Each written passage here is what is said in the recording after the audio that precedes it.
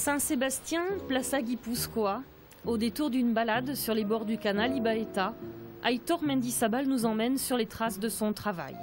Du cuivre, du fer, de l'inox et de la pierre, des matériaux nobles que le sculpteur basque manie au fil de 30 années de carrière.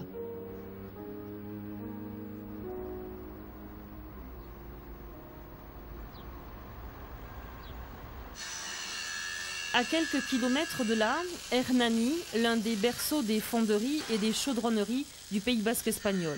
Cette coopérative collabore avec certains artistes. Chillida et Oteiza ont utilisé ces mêmes techniques. Des liens étroits existent entre ces ouvriers qualifiés et les créateurs.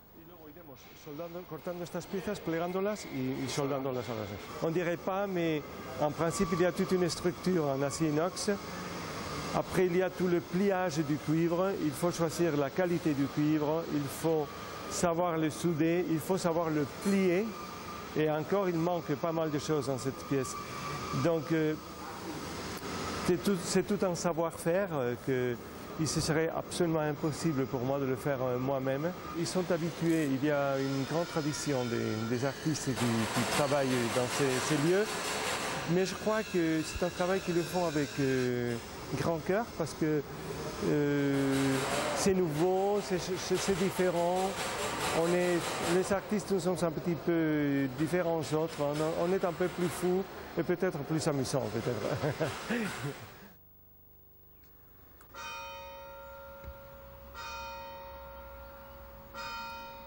De Saint-Sébastien, où il a grandi, il puise l'esprit de la culture industrielle. Né au Venezuela il y a 56 ans, il se lance tard dans la sculpture après de longues études à Rome. Aujourd'hui, il cultive un jardin plutôt métallique à Bellus, en Chalosse, aux portes de Bayonne.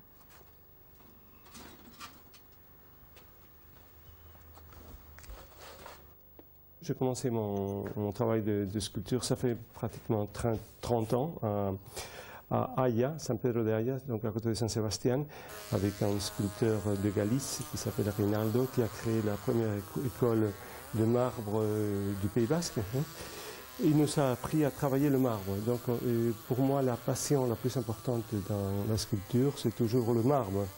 Moi, je m'engage avec le bloc. C'est le bloc qui me suggère.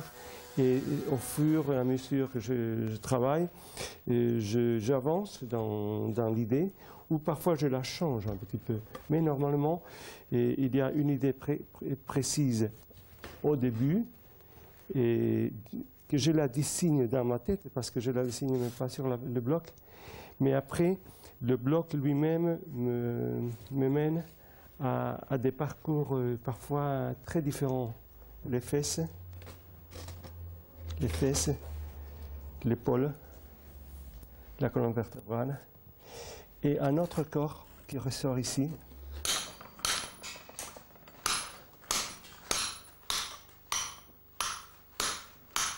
Alors moi j'aimais ça, ce défi de cette énergie qu'on passe au bloc et que le bloc nous répond. Mais surtout, et on le fait avec une matière inerte, une matière qu'on ne fait pas de mal quand on fait ça. Hein. Dans le calme de la campagne landaise, il travaille le marbre blanc de Carrare, mais différemment qu'à ses débuts. Portraits, bustes, les symboles classiques de l'école romaine. 10 ans d'expérience italienne lui inculquent, fin 70, un certain académisme qu'il ne renie pas. Je voulais justement arriver à contrôler le corps humain comme le faisaient les Romains. Et pour moi, c'était vraiment le modèle, c'était l'art romain, l'art grec. Hein. Mendizabal dessine toujours, beaucoup. Des esquisses, des études, des formes croquées chaque jour. En se penchant sur son travail, il nous explique son évolution. À mon retour de l'Italie, je me rends compte que le langage change radicalement. Ce n'est plus un langage figuratif, c'est un langage abstrait qui m'attire. Pour la raison que l'art atlantique, celte, basque, c'est un art abstrait plus que figuratif. C'est une période, les années 80, où l'influence du huts, le vide en basque, est forte. Le reste de la colonne n'existe pas, mais dans le concept de huts, il y a un vide qui est resté dans le creux de cette pièce et qui a une importance aussi grande que si la colonne en elle-même existait. Comme sur un bas-relief, il grave le marbre. Il froisse le cuivre aussi. Des métamorphoses pour lesquelles chacun ressent ce qu'il veut en fonction de son état d'âme. Aitor est libre, il n'aime pas être étiqueté.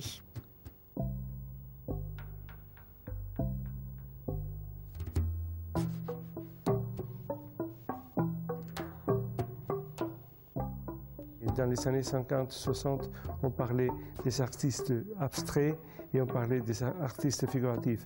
On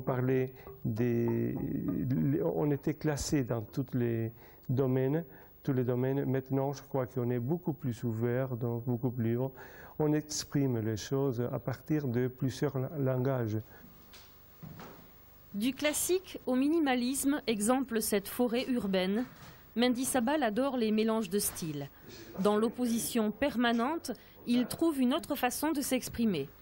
Des corps coulés dans le bronze prennent racine tout en pivotant, une dimension très nouvelle. Je ne peux pas me situer comme un artiste typiquement basque, non du tout. À mon avis, l'art n'existe pas comme art basque ou art chinois. C'est l'art universel. Hors tendance, traditionnel ou avant-gardiste, avec la pierre et le fer, Aitor Mendizabal poursuit sa route.